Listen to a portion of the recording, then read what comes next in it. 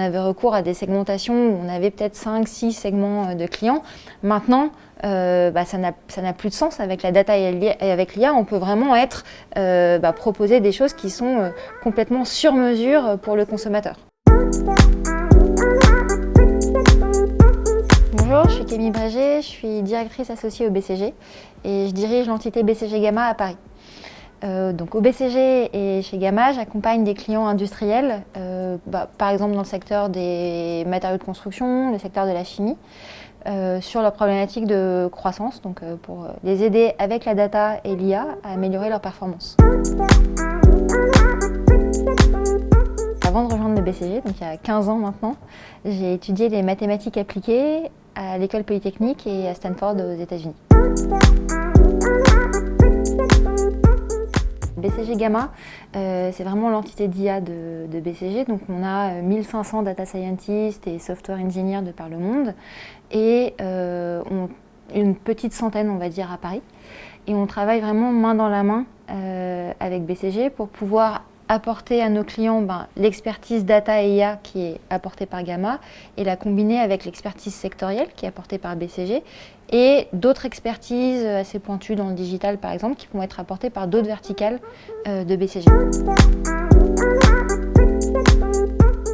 Donc qu'est-ce qu'on fait chez Gamma? C'est des choses très concrètes qu'on apporte à nos clients. C'est des solutions IA de bout en bout. Alors qu'est-ce que ça veut dire? Ça va être un algorithme, donc concrètement, généralement du code en Python, intégré dans les systèmes d'information, les systèmes IT de nos clients. Donc là, ça va être une partie beaucoup de data engineering et de software engineering. Et une expérience utilisateur, des business process qui vont être repensés pour s'assurer que on a une adoption maximale de la solution et du coup qu'on maximise aussi l'impact. Donc vous voyez des choses très concrètes qu'on fait chez BCG Gamma. BCG Gamma, on a deux populations principales, les data scientists et les software engineers. Quand on travaille donc sur un projet, on va avoir une équipe va être souvent une équipe qui va être de l'ordre de 5 personnes, avec on va dire un chef de projet data scientist, software engineer, et puis des gens qui vont être plus jeunes, qui vont travailler au jour le jour avec le client pour monter des solutions. Le processus de recrutement qu'on a, il est bien distinct du processus de BCG pour s'assurer que les gens qu'on va recruter ont la bonne expertise technique sur ces sujets. Et peut-être au-delà de l'expertise technique, ce qui va être important pour nous dans les équipes, c'est d'avoir des personnes qui sont curieuses, qui ont l'esprit d'initiative, qui ont aussi un esprit d'équipe et de collaboration, ça c'est très important pour nous, et qui vont avoir à cœur de faire le lien entre la data, l'IA, qui peuvent parfois être des sujets assez théoriques, assez complexes, et de faire le lien avec le monde du business, pour s'assurer que les solutions qu'on fait, elles sont vraiment... on ne se concentre pas sur avoir les modèles les plus beaux ou les plus précis, mais que ça va vraiment servir à résoudre un problème très concret de nos clients en fait. La data et l'IA, ça permet par exemple à des entreprises de biens de consommation, donc des gens ou à des gens qui font du retail, donc dans des supermarchés, des gens qui vendent du café, des gens qui vendent aussi des vêtements, de proposer des offres qui sont extrêmement personnalisées, donc prennent en compte les goûts, les préférences des consommateurs pour qu'on leur propose à la fois des offres, donc ça veut dire des goûts de café qui vont être adaptés à ce qu'ils souhaitent, mais aussi des tarifications ou du contenu qui va vraiment répondre à leurs attentes. Et donc ça veut dire, je pense qu'il y a 20 ans, quand on faisait du marketing, quand on construisait des offres, on avait recours à des segmentations où on avait peut-être 5-6 segments de clients. Maintenant, ça n'a plus de sens avec la data et avec l'IA. On peut vraiment proposer des choses qui sont complètement sur mesure pour le consommateur. Je pense que le principal frein pour les jeunes femmes, c'est qu'elles ont l'impression qu'elles ne vont pas être capables. Et donc je pense que mon principal conseil, c'est il faut oser. Je pense que la plupart des hommes qui se lancent dans des carrières de data scientist ne se posent pas la question de savoir s'ils sont légitimes ou pas. Donc, mesdames, si vous avez fait des études en data, en IA, il n'y a pas de raison que vous ne soyez pas légitime et on a besoin de vous, on a besoin de diversité dans ces métiers. Peut-être un deuxième conseil ou deuxième constat, quand je parle à des jeunes femmes, je pense que les jeunes femmes, elles ont à cœur de faire un métier qui a de l'impact, qui change les choses, qui a de la visibilité. Et parfois, en fait, elles perçoivent les métiers de la data et de l'IA comme des métiers un peu étroits, où on n'a pas beaucoup de visibilité. Et voilà, j'aimerais un peu casser ce mythe.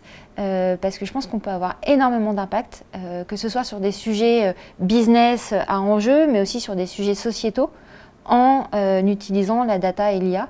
Et donc voilà, je vous encourage à postuler. Puis après, peut-être, il faut aussi encourager les entreprises à faire leurs devoirs, parce que voilà, les jeunes femmes doivent postuler, mais je pense que les entreprises doivent aussi faire en sorte d'avoir des environnements qui sont accueillants pour tout type de profil, et c'est aussi très important.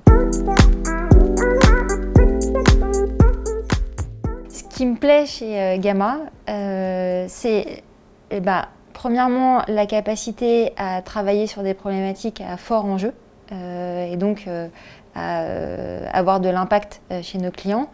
Deuxièmement, en fait, on m'offre la possibilité d'apprendre des choses, parce qu'en fait, le monde de la data et de l'IA, c'est un monde qui se transforme et qui change énormément. Et donc, je continue à apprendre, même 15 ans après avoir terminé mes études. Et troisième sujet, on travaille avec des équipes qui sont géniales, des équipes multifonctionnelles, plein de profils hyper diversifiés, et ça, c'est très stimulant. J'ai adoré mon passage chez BCG, parce que du coup ça permet de travailler sur plein de sujets business importants et très différents d'une mission à l'autre.